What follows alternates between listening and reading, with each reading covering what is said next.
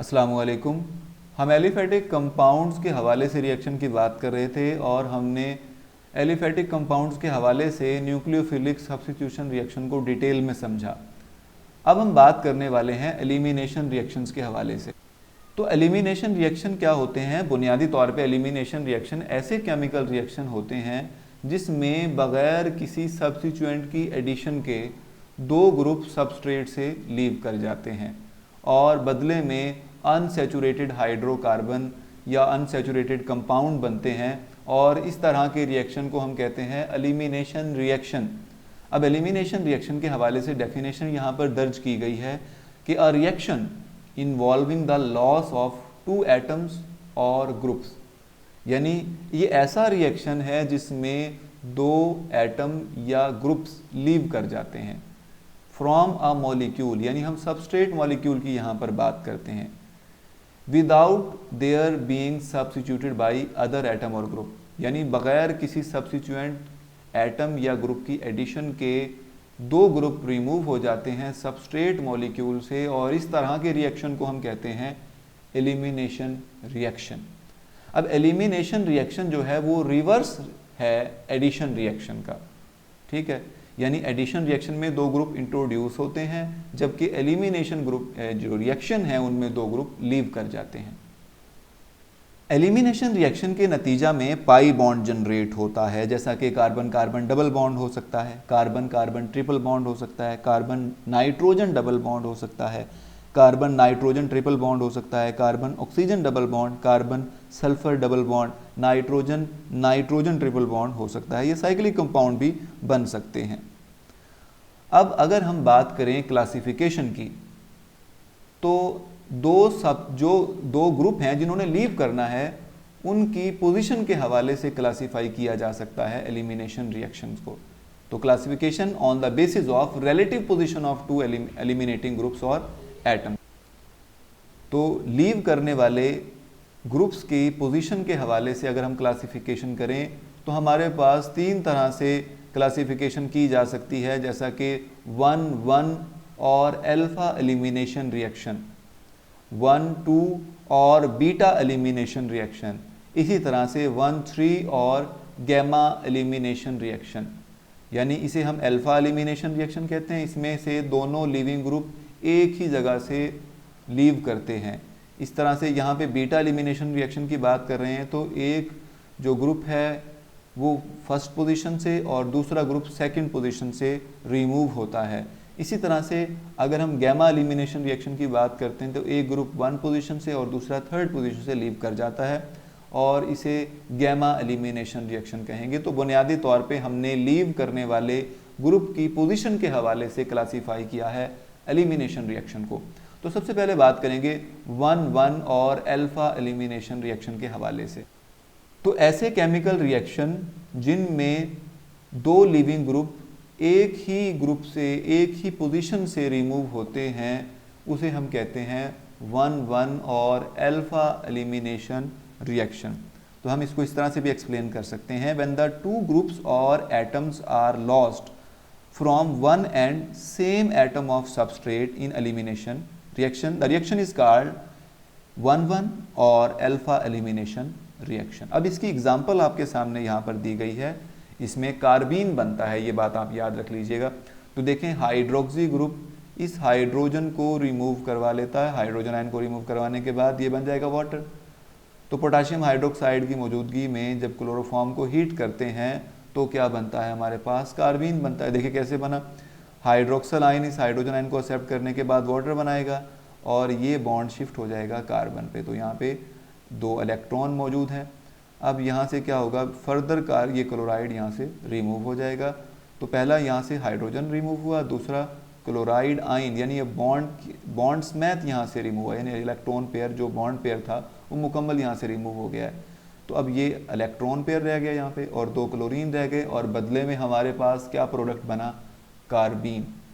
तो अगर दो लीव करने वाले ग्रुप एक ही पोजीशन से रिमूव हो रहे हैं, लीव कर रहे हैं, तो इस सूरत में जो एलिमिनेशन रिएक्शन है वो किस तरह का एलिमिनेशन रिएक्शन होगा, 1-1 और अल्फा एलिमिनेशन रिएक्शन। ठीक है जी। इसके हवाले से फिर हम सेकंड जो ग्रुप है या ग्रुपिंग हमने की है वो क्लासीफाई किया है, तो वो है 1,2 और बीटा एलिमिनेशन रिएक्शन, जिसको हम डिटेल में पढ़ने वाले हैं आगे चलकर, मगर यहाँ पर भी उसको डिस्कस करना ज़रूरी है। तो 1,2 और बीटा एलिमिनेशन रिएक्शन क्या होंगे, तो हम इसको इस तरह से बयान कर सकते हैं कि when 2 atoms or groups are lost from the 2 adjacent atoms in the elimination reaction, यानी दो एक दूसरे के कुर्बो जवार में जो एडजेसेंट एटम हैं उनसे दो ग्रुप लीव कर जाते हैं, तो इस सूरत में जो एलिमिनेशन रिएक्शन होगा वो किस तरह का होगा, 1,2 और बीटा एलिमिनेशन रिएक्शन। ठीक है, तो इसके हवाले से अगर हम एग्जाम्पल की बात करते हैं तो देखें यहाँ पे CH3, इससे एक हाइड्रोजन रिमूव हो जाएगा और यहाँ से हाइड्रोक्सी ग्रुप रिमूव हो जाएगा in the presence of concentrated sulphuric acid, तो बदले में क्या बनेगा, अल्कीन। तो देखें यहाँ पे पाई बॉन्ड बन गया है और सल्फ्यूरिक एसिड और वाटर यहाँ पे साथ में बनेगा। देखें वाटर तो इस तरह से बनेगा, OH यहाँ से और हाइड्रोजन आयन यहाँ से रिमूव हो जाएगा, इस तरह से वाटर बनेगा। तो ये रिएक्शन जो है वो किस टाइप में शुमार किया जाएगा, बीटा एलिमिनेशन रिएक्शन। और थर्ड टाइप जो यहाँ पर हम डिस्कस करने वाले हैं वो है 1,3 और गैमा एलिमिनेशन रिएक्शन। अब गैमा एलिमिनेशन रिएक्शंस क्या होते हैं, ये ऐसे केमिकल रिएक्शन होंगे जिनमें एक ग्रुप जो है वो फर्स्ट पोजीशन से रिमूव होगा और एक ग्रुप जो है वो थर्ड पोजीशन से अटैच जो रिमूव होगा, तो इस सूरत में हम एलिमिनेशन रिएक्शन को कहते हैं बीटा एलिमिनेशन रिएक्शन। हम यहाँ पर 1,4 एलिमिनेशन रिएक्शन को भी डिस्कस करते हैं, वो लेस कॉमन होते हैं, मगर यहाँ पर हम एक एग्जांपल आपको वाज़ेह कर देंगे 1,3 के हवाले से भी। ये एग्जांपल जो है वो 1,4 के हवाले से, क्योंकि देखें 1 पोजीशन 2, 3 एंड 4 पे अटैच है नेक्स्ट ग्रुप। तो 1,4 एलिमिनेशन रिएक्शन भी होता है, मगर वो बहुत कम होते हैं, 1/3 पोजीशन तक पॉसिबिलिटी होती है। तो अगर आप एग्जांपल लिखना चाहें तो CH2Br, CH2Br, तो इस तरह से आपने मतलब फर्स्ट पोजीशन पे और थर्ड कार्बन पे ब्रोमाइड ग्रुप अटैच करने हैं। जिंक की मौजूदगी में जब हम रिएक्शन करवाएंगे तो साइक्लोप्रोपेन और जिंक ब्रोमाइड बन जाएगा। तो ये एग्जांपल होगी 1,3 एलिमिनेशन रिएक्शन की, और ये एग्जांपल है 1,4 एलिमिनेशन रिएक्शन की, जिसमें एक लिविंग ग्रुप फर्स्ट पोजीशन से रिमूव हो रहा है और दूसरा किससे अटैच रिमूव हो रहा है जी, फोर्थ पोजीशन से। तो 1,4 एलिमिनेशन रिएक्शन भी होते हैं, मगर वो लेस कॉमन है, हम पहले ही बता चुके आपको। और अब हम जो बात डिटेल में डिस्कस करने वाले हैं वो है 1,2 और बीटा एलिमिनेशन रिएक्शन। अब बीटा एलिमिनेशन रिएक्शन की बात करते हैं तो इसमें एक जो ग्रुप है वो रिमूव होगा फर्स्ट कार्बन से और दूसरा ग्रुप जो है वो रिमूव होगा एडजेसेंट कार्बन यानी सेकंड पोजीशन से, और इस तरह की एलिमिनेशन को 1,2 एलिमिनेशन रिएक्शन कहते हैं। और इसके नतीजा में जो प्रोडक्ट बनते हैं उनमें कार्बन कार्बन डबल बॉन्ड हो सकता है, कार्बन कार्बन ट्रिपल बॉन्ड शामिल हो सकता है, कार्बन नाइट्रोजन डबल बॉन्ड शामिल हो सकता है, कार्बन सल्फर डबल बॉन्ड हो सकता है, कार्बन ऑक्सीजन के माबैन डबल बॉन्ड हो सकता है, नाइट्रोजन नाइट्रोजन के माबैन डबल बॉन्ड हो सकता है। तो इस तरह के प्रोडक्ट्स हमें हासिल होते हैं किसके नतीजा में, बीटा एलिमिनेशन रिएक्शन के नतीजा में। और इनमें इस्तेमाल होने वाले जो कॉमन सबस्ट्रेट हैं अगर हम उनकी बात करें तो उनमें alkyl and cyclo alkyl halides हो सकते हैं, विसिनल डाई हैलाइड्स, अल्कोहल्स यानी विसिनल अल्कोहल हो सकते हैं, ethers, esters, tetra alkyl ammonium halide and hydroxide, tetra alkyl phosphonium halide and hydroxide, alkyl diazonium halides, aldoxime and ketoxime and their acyl derivatives. ये कुछ common substrate हैं जो beta elimination reaction में काम करते हैं, यानी इनके ज़रिए से बीटा एलिमिनेशन रिएक्शंस हो सकते हैं। अब बीटा एलिमिनेशन रिएक्शन को फर्दर हम 2 टाइप्स में क्लासीफाई कर देते हैं कि या तो ये सोल्यूशन में होते हैं ये रिएक्शन या फिर गैस फेज़ में ये रिएक्शन होंगे। तो अगर गैस फेज़ में हो रहे होते हैं तो हम कहते हैं पायरोलाइटिक एलिमिनेशन रिएक्शन, जो कि फर्दर पेरिसाइक्लिक या फ्री रेडिकल मैकेनिज्म को फॉलो करते हैं। तो ये 2 टाइप्स हमने आपको बता दी हैं कि मैकेनिज्म 2 तरह से हो सकते हैं कि या तो सोल्यूशन में होंगे या फिर गैस फेज़ में होंगे, और इस तरह के रिएक्शन जो एलिमिनेशन रिएक्शन है वो पायरोलाइटिक एलिमिनेशन रिएक्शन होंगे। तो जो यहाँ पर हम फर्स्ट टाइप की बात करने वाले हैं जो सोल्यूशन में रिएक्शन होते हैं, इसमें ऐसा होता है कि एक ग्रुप इलेक्ट्रॉन पेयर मुकम्मल लेकर रिमूव हो जाता है। जैसे ब्रोमाइड अगर अटैच है अल्काइल हैलाइड की बात करते हैं तो ब्रोमाइड ग्रुप मुकम्मल रिमूव हो जाएगा, तो एक ग्रुप इलेक्ट्रॉन पेयर समेत जाएगा यानी बॉन्ड पेयर के समेत रिमूव होगा, और जो दूसरा एटम है या दूसरा ग्रुप है, जिस तरह से हाइड्रोजन है, वो बगैर इलेक्ट्रॉन पेयर के रिमूव होगा, यानी हाइड्रोजन आयन की सूरत में रिमूव हो सकता है। तो ये बात भी आपको याद रखना है। तो जो ग्रुप इलेक्ट्रॉन पेयर यानी बॉन्ड पेयर समेत रिमूव होता है, हम उसे लीविंग ग्रुप कहते हैं या न्यूक्लियोफ्यूज कहते हैं। ठीक है, जिसे न्यूक्लियोफाइल होता है ना, तो लीविंग ग्रुप को न्यूक्लियोफ्यूज कहते हैं जब वो रिमूव करता है इलेक्ट्रॉन पेयर के साथ। मगर जो ग्रुप रिमूव हो एक फिर उस यानी सोल्यूशन की फेज़ में जब बात कर रहे हैं रिएक्शन की, तो वहाँ पर एक ग्रुप ऐसा भी होगा जो बगैर इलेक्ट्रॉन पेयर को लिए वहाँ से रिमूव होता है, अपना इलेक्ट्रॉन भी वहीं पे छोड़ छाड़ के आ जाएगा। तो ये बात हो गई। इसके अलावा अगर हम गैस फेज़ के रिएक्शन की बात करते हैं, तो बताया आपको कि पेरीसाइक्लिक हो सकते हैं गैस फेज़ वाले रिएक्शन, या फिर फ्री रेडिकल मैकेनिज्म को फॉलो करते हैं। तो फोटोकेमिकल रिएक्शंस भी बुनियादी तौर पे यहाँ पे शामिल हो जाता है। बहरहाल हम यहाँ पर बात कर रहे हैं उस रिएक्शंस की जो कि सोल्यूशन में करवाए जाते हैं, सोल्यूशन फेज़ में होंगे। तो इस वजह से आप याद रखें कि ये सोल्यूशन फेज़ में जितने भी रिएक्शंस होंगे वो हम उनको आगे डिस्कस करने वाले हैं। तो यहाँ पर हम डिस्कस करने वाले हैं E1 मैकेनिज्म यानी एलिमिनेशन यूनिमोलिक्यूलर, और ये बीटा एलिमिनेशन रिएक्शन की टाइप्स ही हम डिस्कस कर रहे हैं। आगे ये बात आपको याद रहे, और हम इनको सोल्यूशन फेज़ में डिस्कस कर रहे हैं। तो E1 रिएक्शन के हवाले से अगर हम मैकेनिज्म की बात कर रहे हैं, तो ये जान लीजिए कि ये SN1 रिएक्शन मैकेनिज्म की तरह 2 स्टेप्स पर मुश्तमिल होता है। 2 स्टेप मैकेनिज्म है। फर्स्ट स्टेप में आयोनाइजेशन होती है और बदले में बनता है कार्बोकैटाइन, और सेकेंड स्टेप में जो दूसरा ग्रुप है यानी हाइड्रोजन हो सकता है, वो बीटा पोजीशन से रिमूव हो जाता है अपने इलेक्ट्रॉन को बेस को डोनेट करके।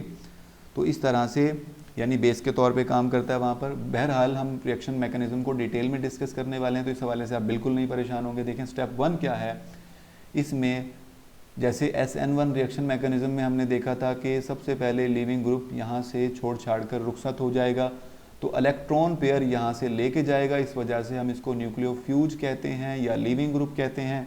तो बदले में कार्बोकैटाइन बनता है। तो देखें ये अल्फा कार्बन है, ये बीटा कार्बन है।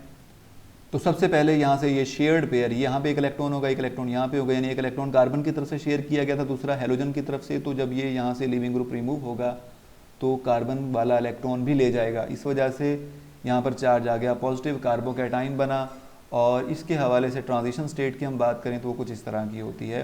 तो पहले स्टेप में कार्बोकैटाइन बनता है, ये बात याद रहे आपको। मगर अगर ट्रांजिशन स्टेट की बात कर रहे हैं E1 मैकेनिज्म के हवाले से, तो देखिए यहाँ पे पार्शियल पॉजिटिव चार्ज, यहाँ पे पार्शियल नेगेटिव चार्ज है, और ये बॉन्ड ऑलमोस्ट ब्रेक हो गया है। ट्रांजिशन स्टेट इस तरह की कुछ होती है।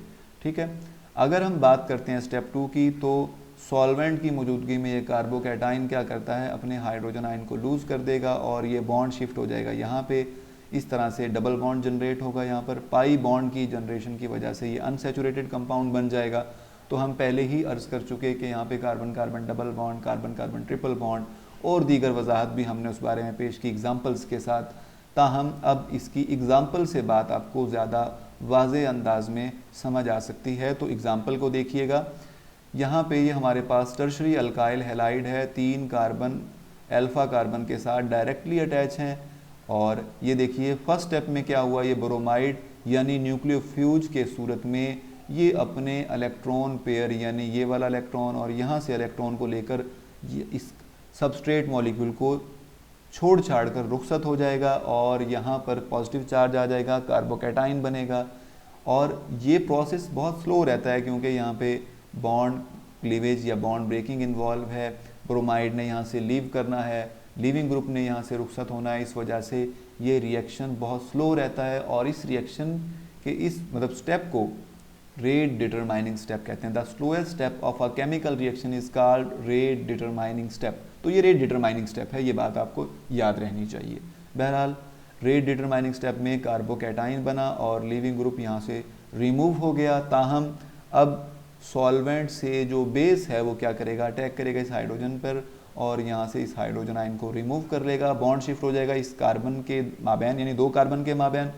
और यहाँ पर देखिए ये बीटा कार्बन से हाइड्रोजन रिमूव हुआ है, इस वजह से हमने इसको बीटा एलिमिनेशन 1-2 पोजीशन से अटैच हुए, बीटा एलिमिनेशन रिएक्शन इस वजह से हमने कहा इसको।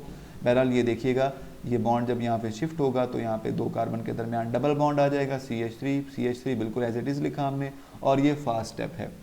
तो SN1 रिएक्शन मैकेनिज्म की तरह ही बाकी बातें भी हम यहाँ पर बताएंगे कि इस रिएक्शन का रेट की अगर हम बात कर रहे हैं तो सिर्फ इसमें सबस्ट्रेट मॉलिक्यूल इन्वॉल्व होता है, क्योंकि रेट डिटरमाइनिंग स्टेप ही बुनियादी तौर पे रेट ऑफ रिएक्शन को बयान करता है और उसमें सिर्फ सबस्ट्रेट मॉलिक्यूल इन्वॉल्व है, कार्बोकैटायन फॉर्मेशन इन्वॉल्व है। हम इस रिएक्शन के हवाले से आप बात कर सकते हैं कि ये रेट डिटरमाइनिंग स्टेप अगर इस सिंगल मतलब हमारे सबस्ट्रेट पर ही डिपेंड करता है तो इसका ऑर्डर 1 होगा। इसके अलावा हम यहाँ पर ये बताते हैं कि E1 reaction have the same structural and other effect on reactivity as the SN1 reaction have in fact. ठीक है, मतलब बुनियादी तौर पे SN1 रिएक्शन मैकेनिज्म और E1 रिएक्शन मैकेनिज्म में रेट ऑफ रिएक्शन पर जो फैक्टर्स असरअंदाज होते हैं बिल्कुल वैसा ही सेम चलने वाला है यहाँ पर, क्योंकि पहला स्टेप रेट डिटरमाइनिंग स्टेप तो सेम ही है दोनों के अंदर।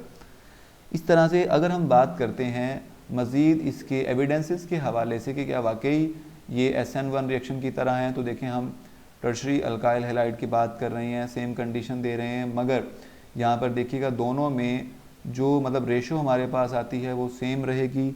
इस वजह से हम यहाँ पे कहते हैं कि वो एविडेंस है बुनियादी तौर पे इस केमिकल रिएक्शन के होने के हवाले से। तो नेक्स्ट हम E2 मैकेनिज़्म और नेक्स्ट चीज़ें डिस्कस करेंगे। तब तक के लिए खुदा हाफिज़।